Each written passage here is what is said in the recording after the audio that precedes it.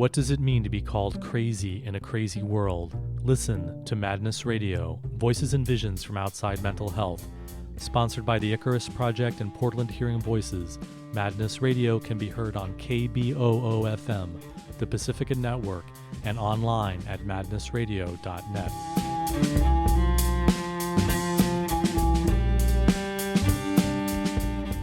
Welcome to Madness Radio. This is your host, Will Hall. Today, my guest is Laura Delano. Laura is an ex-psychiatric patient, and in 2010, she withdrew from 5 different psychiatric drugs that she was taking for more than 12 years. Laura is the co-founder of the Inner Compass Initiative and its Withdrawal Project, which is an online hub for psychiatric drug tapering and withdrawal and for community building. So welcome to Madness Radio, Laura Delano. Thanks, Will. It's great to be here. So, Laura, your work is so important in the world, and I'm really excited about the new Inner Compass Initiative and the Withdrawal Project that you've just recently launched. I really want to encourage people to check this work out, and it's great having you on the show because years ago you were also a guest on Madness Radio, and it's awesome having you back. And I want to encourage people to check out your other Madness Radio show, which is available on the archives on the internet and through podcasts. And you've been continuing to do this withdrawal work, and you're offering a really important resource to people. Maybe we could just sort of give us a general summary for people who haven't heard the previous show. Tell us, what was your story? How did you get on all these different medications, and how did you end up withdrawing from them? Well, my story began back in 1997 when I was 13 years old and basically had this profound crisis of self that I won't get into the details of here, but what I ended up beginning to do was act out at home. I had a lot of anger, rage, irritability, great despair. I was cutting myself. I was thinking about death. And eventually my parents just grew terrified because I kept it all together at school, but I'd come home and I would fall apart in these ways. And so understandably, as you know, so many parents are taught to do in our society, they reached the point where they said, my God, we're so worried about Laura. We don't know what to do. We should send her to a professional for help. And you were 13 years old when this happened. Mm-hmm. Yeah, I was 13, and I was first sent to a family therapist, but eventually she referred me to a psychiatrist because I was too, serious of a case. And that psychiatrist in the first appointment, I'd never met this woman before. She knew nothing about me other than these, brief descriptions of my behaviors at home. And she proceeded to tell me at the end of that session that my anger and irritability were symptoms of this thing called mania, and my despair and self-injury and urge to die were symptoms of depression, and that I had a condition called bipolar disorder and that there was no cure for it. I'd be living with it for the rest of my life. But the good news was that there were medications to help me manage, and with therapy, I could find my way. And there I was. At that point, I was 14, and it just ripped me apart inside to be told that essentially I was fundamentally defective.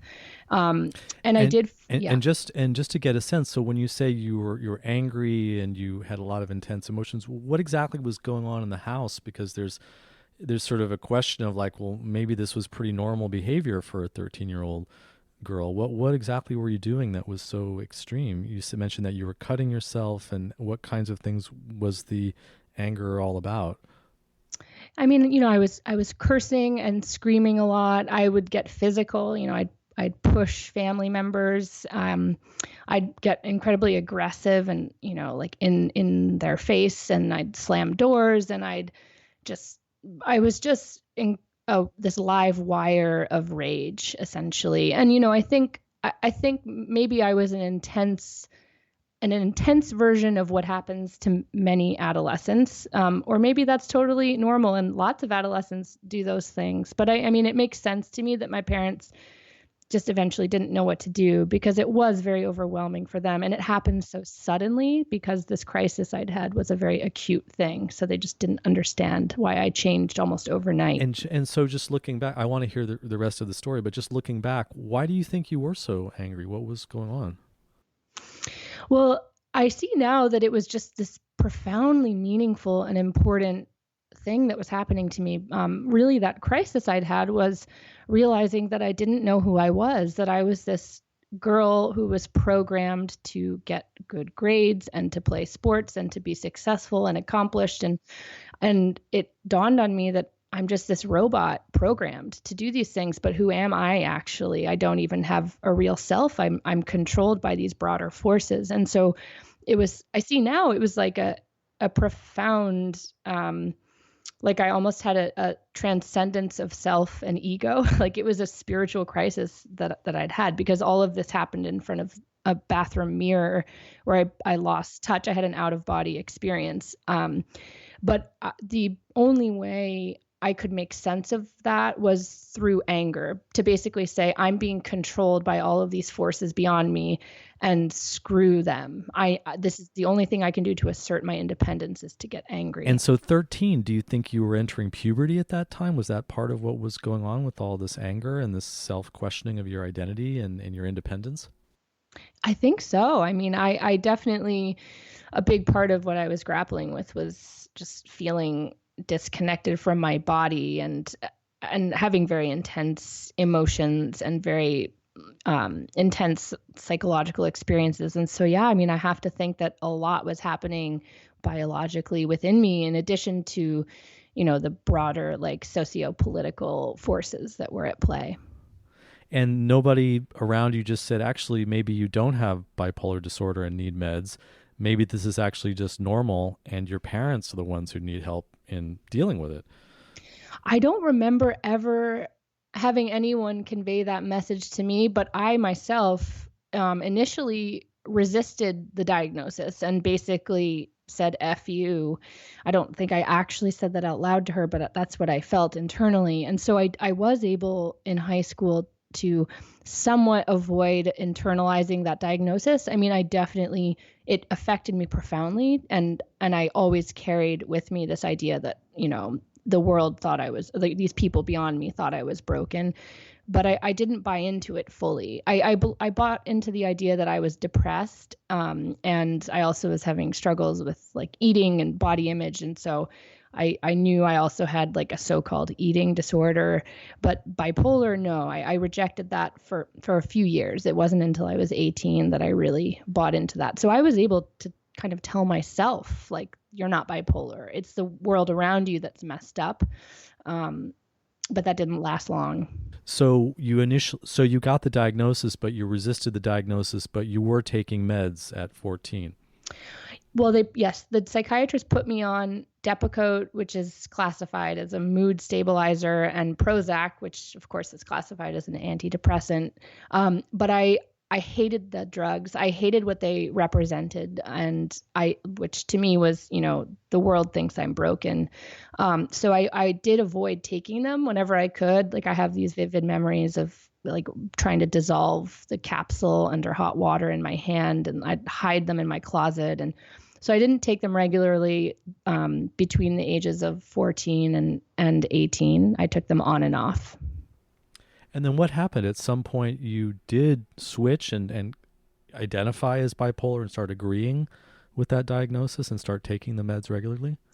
Yeah, that happened when I was 18. And basically through high school, there I was simultaneously so acutely aware of how absurd these stories were that I'd bought into about what it means to be successful and accomplished, getting good grades and all of these things. I simultaneously knew that it was all this absurd thing that didn't really have any meaning, but I also didn't know how to escape it. I didn't know how to extricate myself from these boxes that I was in. And so I ended up finding my way to Harvard, which, I somehow was still holding as this pinnacle. Like, if I could just get to a place like Harvard, maybe I'll realize I'm wrong all along. And actually, this is what will make me happy and what will make me feel good about myself. And so I worked really hard through high school to get there. And I got there, and right away, it became very apparent that nothing felt any different, that I still didn't know who I was. I still wanted to die. I still felt like I didn't fit into the world. And so I really spun out that fall. Like I didn't sleep a lot. I did a lot of drugs. I was like doing lots of very self-destructive things. And a few months in, that voice of that first psychiatrist telling me I was bipolar it just got louder and louder and louder until I realized there must be something wrong with me. She must have been right, because I've done everything I meant to do to succeed and be happy, and I just want to die. And that was the point that I totally embraced this idea of being sick and bipolar, and I started to do lots of therapy and take lots of drugs. And the next 10 years, that was like who I was, and like what I did was be a psychiatric patient. And it sounds like that didn't help either, actually. Yeah, amazingly, even though every day of every month of every year for those next 10 years, I was so full of faith in all my doctors and these pills that they were going to help me, they never actually did. And with each passing year, I would find myself on another drug, like 2 mood stabilizers and an antidepressant and a benzodiazepine and an antipsychotic. Just the list grew over the years. And simultaneously, I became less able to participate in the world. Like I did manage to graduate from college. I had to take a year off to go into the hospital. But I somehow managed to graduate. But after that, I couldn't hold down jobs. I couldn't maintain relationships. I was really spinning out into struggles with alcohol.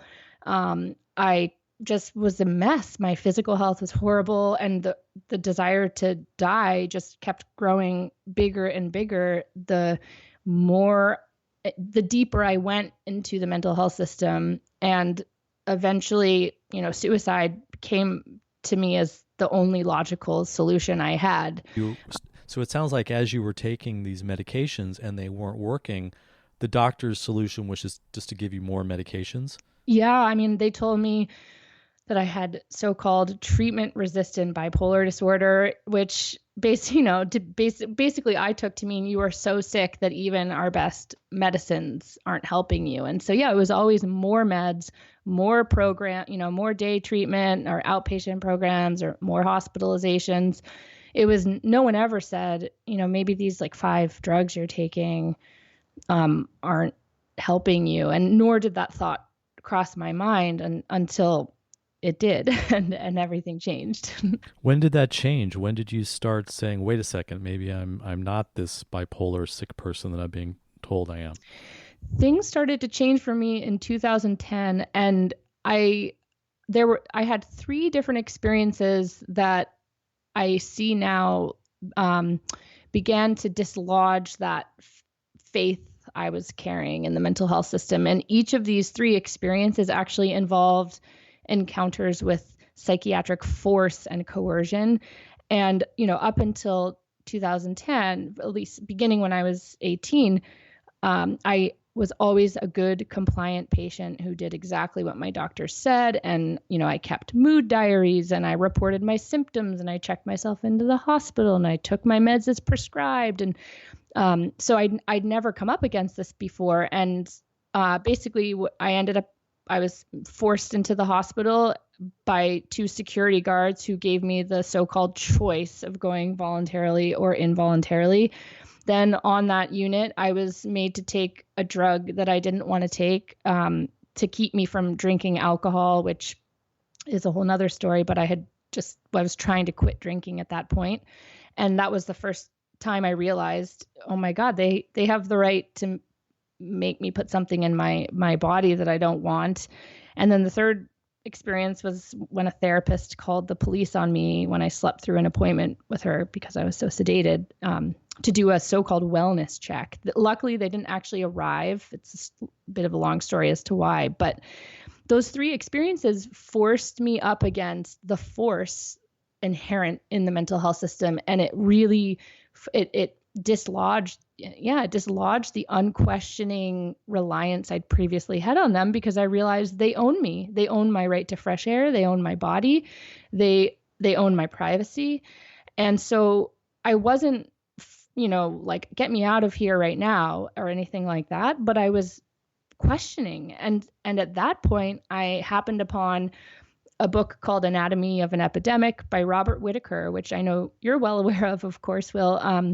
And basically, the thesis of this book is that if you look at what the science is telling us about the long-term use of psychiatric drugs, you see that we've actually been told a story about their safety and effectiveness that is far from true. And so suddenly I was faced up against the realization that, like, what if it hasn't been treatment-resistant mental illness all these years that's been making my life fall more and more apart? Like, what if the treatment itself has actually been at the heart of that? And that was my aha moment that really propelled me on this journey out. And then how did you get off the medications? I am a good example of how not to taper off in a way that's safe and very careful. I had no idea what I was doing. I don't even know if I knew that withdrawal was a thing. And my psychopharmacologist certainly didn't. It took me a couple of months to get him to agree to help me, and he didn't actually help me in any kind of emotional support way. He just agreed to let me do it. And so, yeah, I came off of 5 psychiatric drugs that I was on at the time. It was lithium, Lamictal, Abilify, Effexor, and Ativan. Wow, you were really over medicated. All those different drugs are just doing all kinds of different things in different directions. It was so many different drugs doing so many different things. And I came off of them in 5 months, which is incredibly fast, basically cold turkey. But I at the time, all I cared about was getting these drugs out of my system as fast as possible so that I could figure out who I might be off of them. That was kind of the driving the thing I was going towards. And so I lacked solid information around just how risky and potentially dangerous it is to come off of these powerful drugs so quickly. And I ended up getting off of them was the hardest thing I ever did. And it, boy, it's hard. especially if you're taking a benzodiazepine. That's the one that if you come off of it abruptly, you can trigger seizures or even sudden death, cardiac arrest, and can come from benzo withdrawal. And then coming off lithium, suddenly a lot of people will just have a psychotic episode if they stop taking their lithium. They won't be able to sleep, and then they're in a manic state. Yeah. And I see now that I was surrounded by so much privilege and support that even though I was quite spun out in many ways, but I was very insulated and protected. And so, I was living with extended family for the first year, so I didn't have to pay rent. I could just kind of hide myself away in their house and lie. Because now you really were sick because the drugs were making you sick. Mm-hmm. And I was in so much physical pain. I had these horrible gastrointestinal issues, chronic headaches, really strange, disgusting, huge boils erupting on my neck and my face and my back, and strange smells coming out of the skin on my chest. I just had such agonizing physical pain, and my mental and emotional state was just this uncontrollable roller coaster. I was like a Jekyll and Hyde.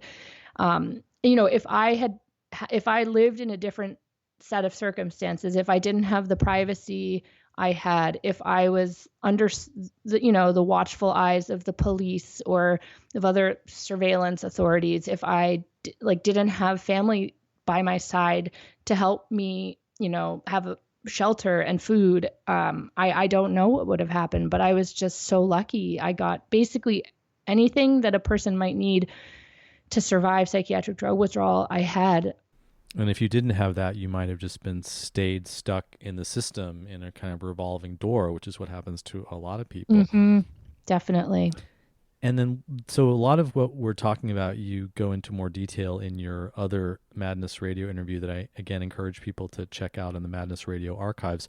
But what are some of the things that you've learned about the whole healing process that maybe you would do differently? Or what are some of the more recent things that you learned looking back on this whole experience of coming off all those meds abruptly? I'd say at year 3 off, in between years 3 and 4, I began to really come alive. My cognitive functioning returning, my metabolism figuring itself out. So the 50 extra pounds that I'd gained on the drugs began to just fall off. Like, and I finally found like the body that I was meant to be in, that I couldn't be in.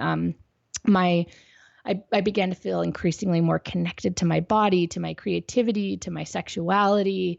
My emotions began to like reintegrate. So even though they're still very intense today, I'm not at their mercy in the way that I was. Just at year 3, a lot began to change. And it's just been this gift ever since. And a big part of that process has actually been around learning how to listen to my body again and to the messages that it's telling me, especially around what I put in it. So food and, the products I use, like to clean my kitchen, to clean my skin, like I've become increasingly in touch with what my body feels nurtured by and what it feels harmed by. But it's been this very, sacred process of reconnecting with my body and learning how to listen to it. And I think that's when I look back on the last 7.5 years of my withdrawal journey, like that's really sat at the heart of what's helped me to heal, I think. Yeah, it sounds like, I think for a lot of people, that's also really at the essence of what the violation is that the medications do and the diagnosis does. It says that you can't trust your own natural inner process, that you have to surrender it to chemicals, to a doctor's opinion, to the expertise of the psychiatric industry, because you don't have the capacity to self-regulate. And then that gets taken away from people. But then once you step away from that and you discover that you actually can self-regulate and you can discover what you need, then you open up this incredible realm of potential. And it sounds like that's what you've tapped into. You've come through the other side. So now you're deeply, deeply connected with what you need, not what some authority outside of yourself. And you're deeply connected to what nature and your body can offer just as part of the natural healing process, rather than relying on the promises of these drugs and these products that are sold in the marketplace. And that's what leads to a fulfilling and spiritual life. Totally. And I love what you just said. And all I'd add to it is that I think recognizing as well that all of the years of disconnection to my body that I lived with, and that looked like anything from just having all different kinds of struggles with like eating and body stuff, as I mentioned earlier. And so I got, like all different kinds of diagnoses related to that. And yes, self injury and all different kinds of ways with like substances and all that. Those behaviors and those patterns were always pathologized, especially with one of the labels I had, a borderline personality disorder. And I think recognizing too, that just as you were saying, we are taught to surrender trust in ourselves and to turn that over to these authorities. But I think also recognizing that the pathologization of the disconnection that happens through these drugs is its own kind of really betrayal of the human spirit. And so as I've healed from the drugs and reconnected, I've realized like, holy cow, so many of those patterns of disconnect that I was trapped in for all those years that were called all these different kinds of mental illnesses were really like manifestations of just the impact that the pharmaceuticals were having on me. And not just psychiatric drugs, but also the birth control pill, which is a whole nother story. But I was on that for many years too, and it did the same thing. So Laura, it's inspiring to hear that you've connected with yourself in this very, very deep way. It's taken 7 years for you to do, and it's still an ongoing process. But let's start with someone maybe who's taking psychiatric meds now. Let's think about, because I know your work is so much about educating and working with helping people come off medication. Let's talk about some of the things that people need to think about, some of the steps people need to take, and some of the things they need to prepare themselves to get into the process of starting this whole journey. So as I healed, I became increasingly more passionate about taking my own experiences and learnings and using them to help others who were also thinking about or struggling to come off psychiatric drugs. And so for a number of years, I consulted with individuals and families about withdrawal. And then eventually, a couple of years ago, I was given the amazing opportunity through a family foundation who believed in what I was doing to launch a new nonprofit organization along with a small handful of my colleagues that we've called Inner Compass Initiative. And much of our focus has been on getting the Withdrawal Project launched, which is an online comprehensive hub for all things psychiatric drug withdrawal, essentially. And we've just launched actually in January. So we're really in the process of getting ourselves out there as much as possible. And what is the web address for that? So the web address for Inner Compass Initiative is www.theinnercompass.org.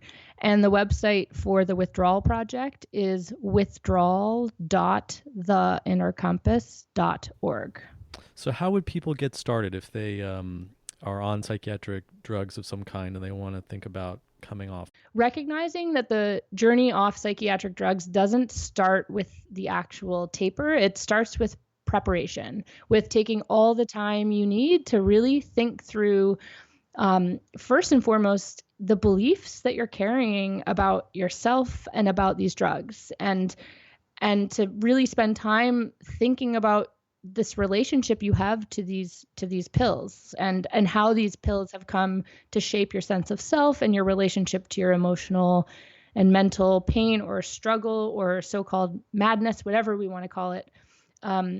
I think starting there is important, and just coming to it with a kind of curiosity and non-judgment as well. I think that's really key, because what happens is, I think, like we were talking about your own anger in your family as a 13-year-old, normal experiences get turned into symptoms. And so we say, oh, I'm having some anxiety, I'm agitated, I'm paranoid, I need the medication. And that's an example of the belief system. Well, actually, maybe those might be emotions that you're going through that you can actually figure out ways to navigate and work through, and they might actually be telling you something. It doesn't necessarily mean that your disease is, giving you an episode or you're having a relapse. Totally. And I think what happens with that clinical frame is that, at least for myself, I came to have this profound fear of my mind and my emotions. And that fear just increasingly disconnected me from those messages that my emotions were telling me, as you said, because all of my pain was, I now see it, that it was fundamentally political. It was a response to the world I lived in and to the stories I'd been taught about, like what it means to be a worthy human being. And so I think, part of this early process of preparing to come off, I see now, like it has been in many ways about facing this fear of myself and like finding a way to let go of that and to reclaim the ability to trust in myself and to listen to myself. And that's actually where our name came from. Inner Compass is, we get disconnected from this intuitive wisdom that we all have within us as human beings by not just the mental health industry, but our schooling system and our government and all these powerful, institutional and corporate structures around us. They train us to not trust in ourselves and to seek to consume and to turn our power over to, professionals and services and this and that. And so it is about learning how to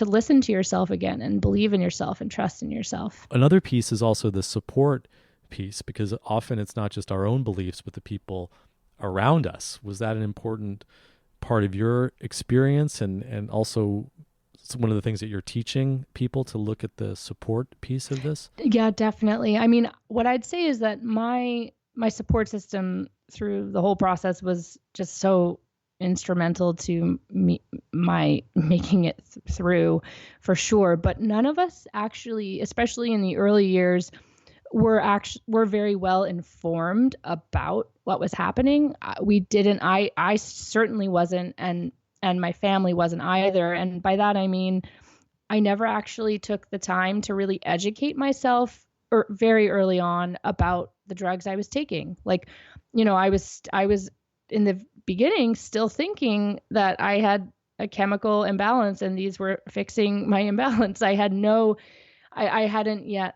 seen through the kind of marketing narrative to what we actually do understand about these drugs, which is that we don't actually understand a lot about them, but B, what we do understand is that they're psychoactive chemicals that quote unquote work by, disrupting central nervous system function. And that might feel quote unquote helpful sometimes. And it does for many people.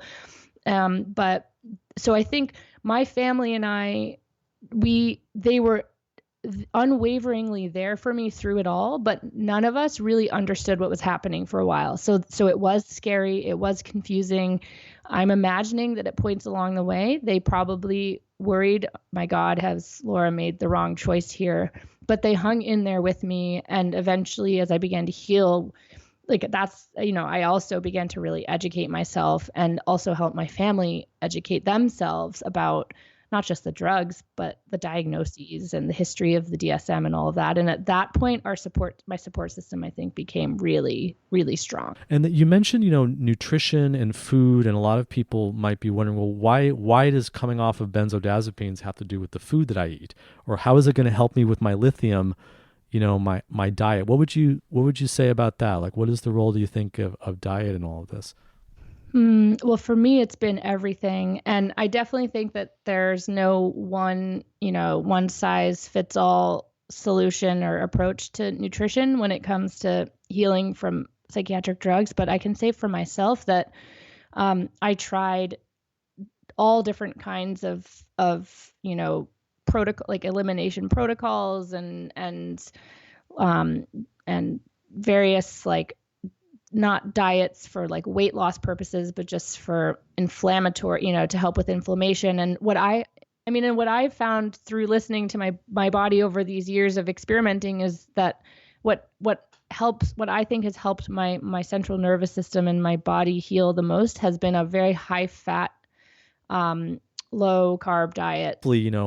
Given what you and I have gone through, which I think has been like a trial and error process, now the community has been through this trial and error process. We can hopefully give some advice to people to give them a head start. Like, hey, take a look at these things. What happens if you consider that maybe you have gluten allergy? Or what happens if you start to be more cautious about the chemicals in your home? Do you feel better? Are you not as fatigued? Are you less brain fogged? Mm-hmm, totally. Yeah. And we actually have a section at the Withdrawal Project that we call Cope and Heal. And it's we have like a long list of withdrawal symptoms there, a long list of coping techniques that people have reported helpful for withdrawal symptoms. But we also have a section called Reclaim Your Body. I think that's what we call it.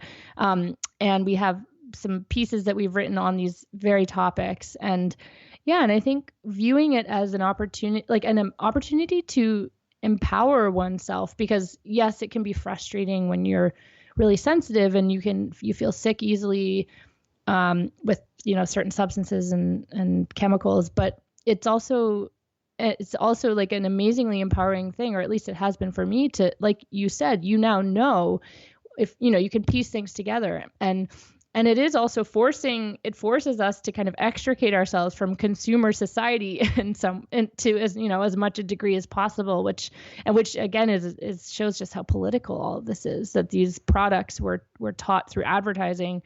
Oh, your house is going to look beautiful, or you're going to look beautiful. You're going to feel great if you consume this. We now see we don't feel great. We feel sick, and we're going to take back our power and step out of this consumer loop.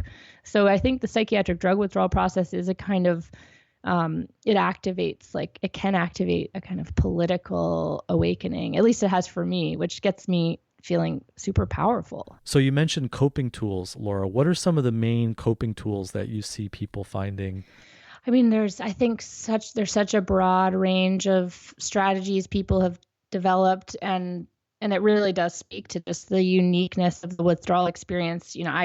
For some people, like intensely rigorous cardio exercise is literally what helps them survive the akathisia, whereas I have friends who can't even walk up a flight of stairs without setting off a fight or flight response in their body because their GABA system is like so injured from benzodiazepines. And so, I'd say, I think beyond nutrition and removing chemicals and kind of detoxifying one's environment, which is quite a universal practice that I've seen in the withdrawal community, some of the more common, I like some of the more common things I've seen are, just people finding ways to be with what's happening for them, whether that's breathing or meditation, like walking outside, taking a bath, whatever it might be that allows a person to hang in there with what's happening to them.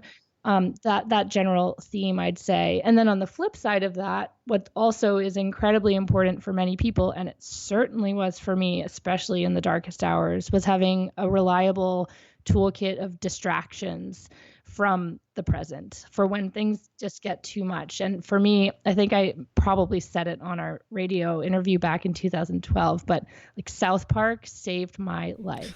Like it literally did. And I would just watch episode after episode when I couldn't sleep. And of course, one could say, oh, television is bad for sleep hygiene. But honestly, in the worst hours of my insomnia, it was all I could do to keep to stay to get through the night, was to distract myself from my mind by watching the show. So yeah, I think whatever that distraction might be for you.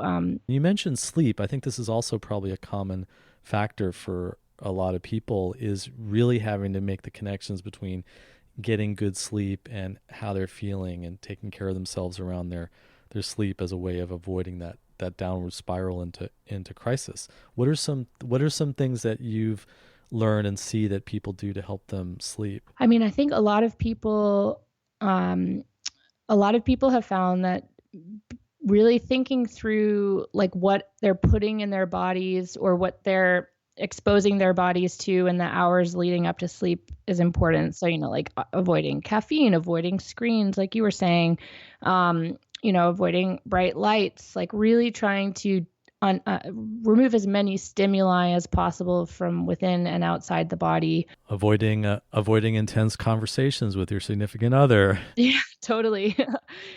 All those kinds of things. Interestingly, some people have found like acupressure pads to be helpful for them with sleep. Some people find taking baths before bed to help them. I mean, again, many people have to watch TV to eventually get themselves to sleep. And, like a breathing practice of some kind, guided body scans. Some people have found those to be really helpful. Listening to podcasts, some people find to be helpful. I mean, I think, one of the things that you actually talked about, I remember hearing you years ago saying, is like, what's the story you're telling yourself about the insomnia itself, and that you can get into a fear loop of like, oh my God, I'm not going to sleep, which just makes you sleep less. And so just like taking the expectation away. I remember you saying it. I don't remember where it was, but I'm just going to rest. I don't need to sleep. Just going to rest, and that's okay. I think many people find that to be helpful too.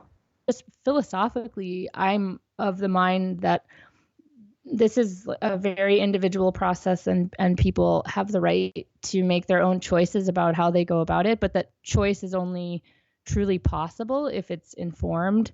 And so, I look back on my decision to come off very, very fast. And I remember thinking that 5 drugs in 5 months was like an eternity. And I see now that was actually very fast. And, I was able to do it and make it through. But again, as we were talking about earlier, I had a lot of resources at my disposal. I had a lot of support. Like I had what I needed in place to basically be a complete mess for like years, really. And so I think it's really important for people to take the time in advance of whatever decision they make to get incredibly informed about the risks. And to recognize there's no way to know in advance if you'll be one of the lucky ones who just maybe has a headache for a week and is then good to go. But there's no way to know in advance if you'll be one of them. And if you're not one of them, it might mean 10 years of serious disability. So I think taking the time in advance to really think through the risks and to really think through, is my life set up in such a way where if I was gravely disabled by withdrawal for a decade, unable to provide for myself, like, would I be taken care of? I mean, even then I hesitate because I know many people who at this point the numbers just grow by the month, who, thought that they could stop quickly and be fine, and they're dead. Like, their suicide is an increasing issue in the withdrawal community. So I'm cautious to, like, yeah, I believe in an individual's right to choose, but I just think the risks are so profound, and I've seen so many lives so in such disrepair that I really think choice is only actually choice if you really inform yourself in advance. I think we're also seeing that people get into really serious withdrawal problems, even if they've been on the drug short term. Sometimes people are having really, which is surprising to a lot of people. But again, it's about that informed consent and learning the information so that when you make these choices, you understand what the risks. Unfortunately, there's risks of staying on the drugs. There's risks of going off of them. It's a terrible position that people have been put into in the first place, and then they have to kind of make the best of a bad situation, just do the best you can. I mean, and it's complicated because it's so unpredictable. Yeah. And that's why support and attitude and beliefs and all the different things that you do to take care of yourself are so important. And let's talk about the role of prescribers, because a lot of times people will tell me, well, I want to come off my psychiatric drug, but my doctor won't let me. And I'm thinking, are you on probation or parole? But people have this attitude, and it's, the attitude that so many doctors and general practitioners and psychiatrists have of they're the ones who are responsible, and therefore they're the ones that are going to make the decision, because they're taking care of this disease that you have, and it's their job to do it the way that they've been told to do it. And that's a very difficult situation for people to be in, because it's frightening to begin with, but then to have to actually challenge your doctor or question your doctor, that's a very difficult thing for people to do. It's very frightening to actually claim enough authority to start to talk back to these kind of priest, godlike figures in our society, of these medical experts. So let's talk a little bit about the, working with prescribers and some of the things that you've learned around that. Yeah, and I'm so glad you raised this, because it really is an essential piece of the puzzle. And and I relate a lot to what you just said. I mean, when I remember for the first couple of months that I was seeing my psychopharmacologist, I would ask him each time I saw him, I'd like to come off, and he'd say no, and I'd say okay.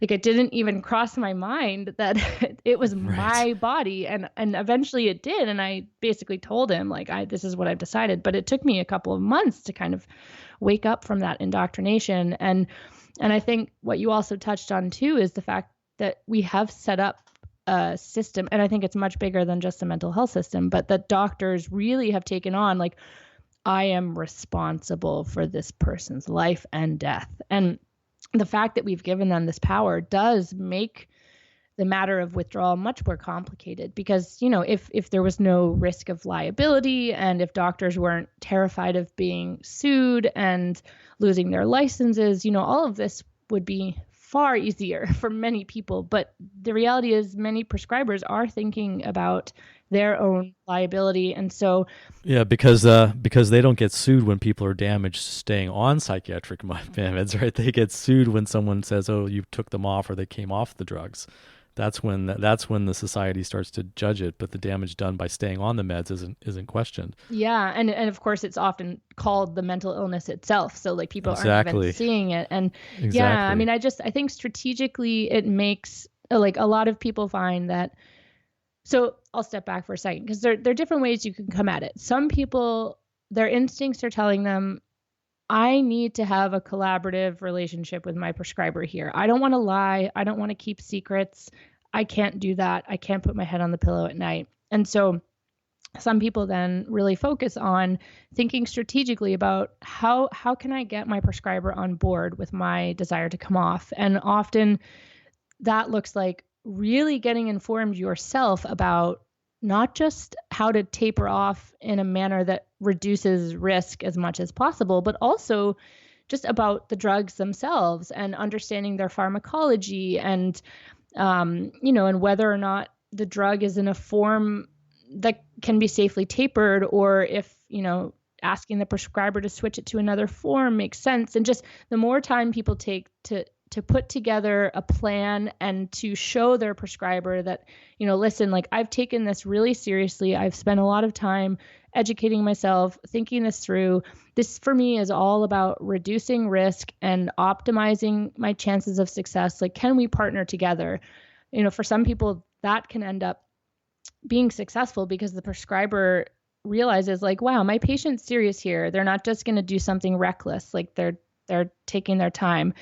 On the other hand, some other people find, like, I just can't, I don't even, there's no chance my prescriber is going to be collaborative. I'm going to, do this secretly and get support elsewhere. And sometimes you just got to do that. That's yeah, the situation that you're in. And I think there has been a message, that only come off your meds with your doctor's approval. But I think that's a dangerous message, because that can mean you could stay on your meds when you need to come off of them. And there aren't enough doctors who are supportive. And sometimes you do have to just take matters into your own hands, because it is your body and it's your life. Totally. And I think recognizing that, that of course can look to an outside observer like a very serious matter. Oh, so-and-so is secretly stopping their meds. This is cause to lock them up. And so I think recognizing the risks, Can be consequences. Yeah. That's right. And to really think through, like, if I'm going to do this, how do I, take all the measures I can to protect myself and my rights.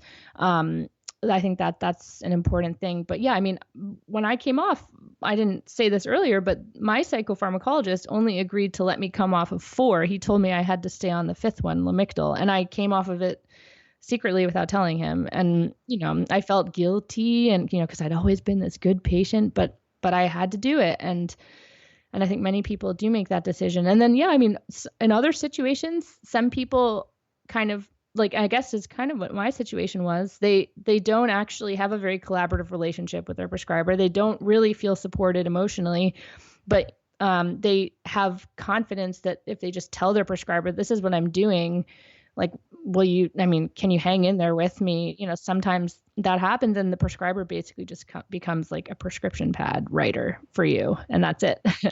One of the things I've seen that sometimes helps is if you go in with a plan, also if you go in with a family member and you can show them that there's multiple people that are involved that are supporting you. It's not just, you're not just doing this on your own, but you have actual go into the appointment with your mom or with your brother, whoever it is, and just have them speak up for you and say, yeah, we've all been working together on this. We support this idea.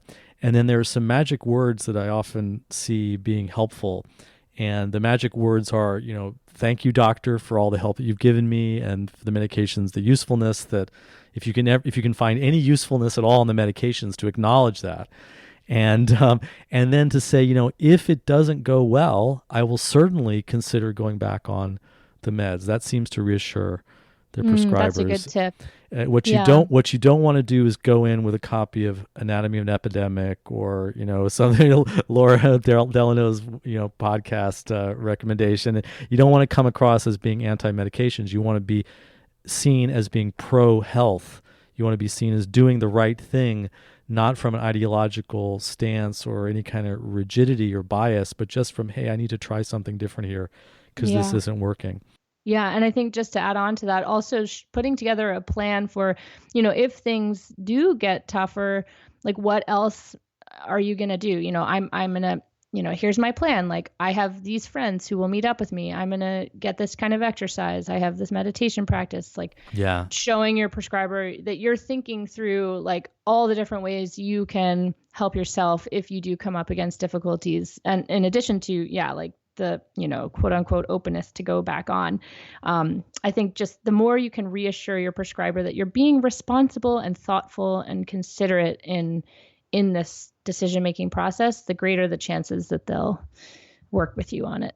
So if all of this sounds complicated, It is, which I think which I think is why those of us who are doing this work emphasize the community aspect. There's a movement out there of people who are working on this because the medical system isn't providing pathways forward. It's not providing the support. It's not providing the ways of helping people who need to come off these meds, much less not get on them in the first place, because the medical community isn't providing us that. We're providing it for ourselves. And this is where the Inner Compass initiative and the withdrawal project that you're doing are so important, because you're creating this hub of information that people can find each other and support each other. So tell us about the TWP Connect aspect of your work, because I think that's a really crucial part of this. Could be really helpful for people.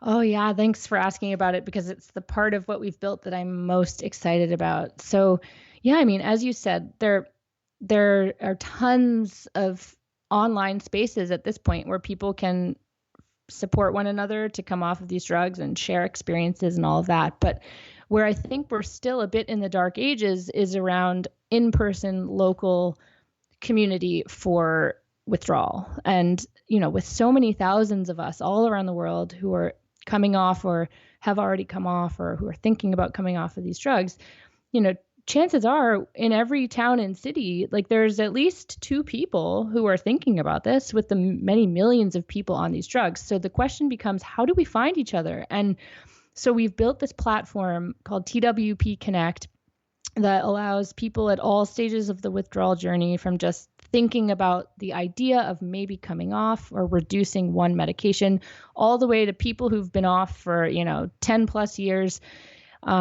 You fill out a little registration form. It can be anonymous. You basically share a bit of information about where you're at in the coming off journey, what kind of needs you have, what your interests are around withdrawal, and then our technology, like you tell our system where you're located generally, just like the town you're in, and then you can actually search for other members based on geographical location and interest and needs. So you could say, I want to find 5 people within a 5-mile radius of New York, of Brooklyn, who are 2 years off meds, because I'm just starting the process and I want to get some mentorship from someone. So you enter those criteria, and then all the members who meet those criteria show up, and you can contact them via a message system through our website that takes you off site to your email. So we don't actually have forums or chat rooms. Like, we're not trying to replicate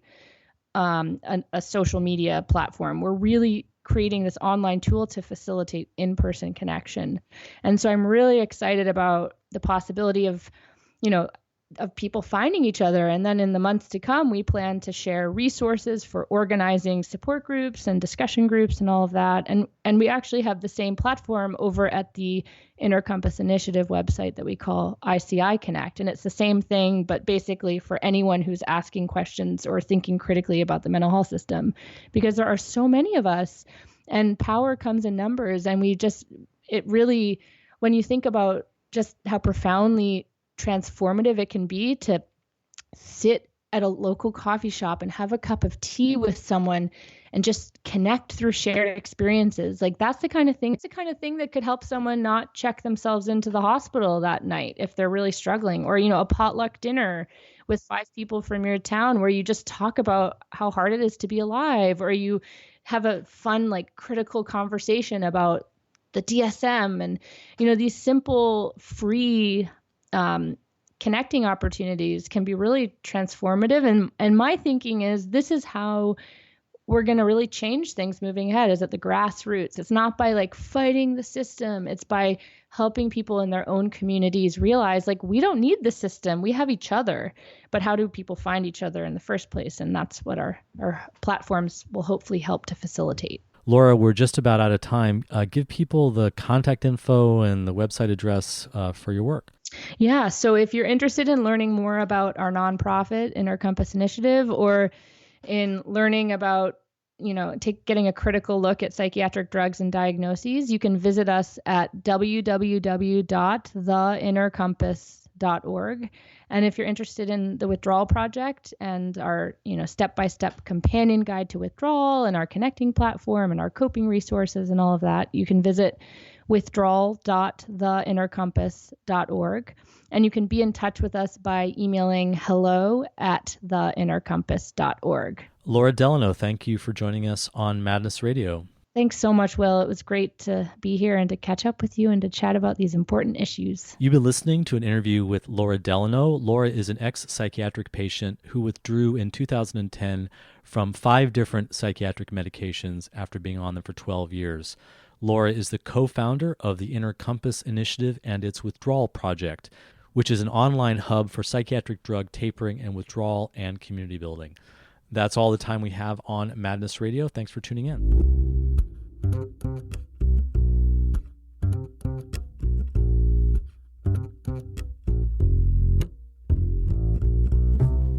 You've been listening to Madness Radio, Voices and Visions from Outside Mental Health.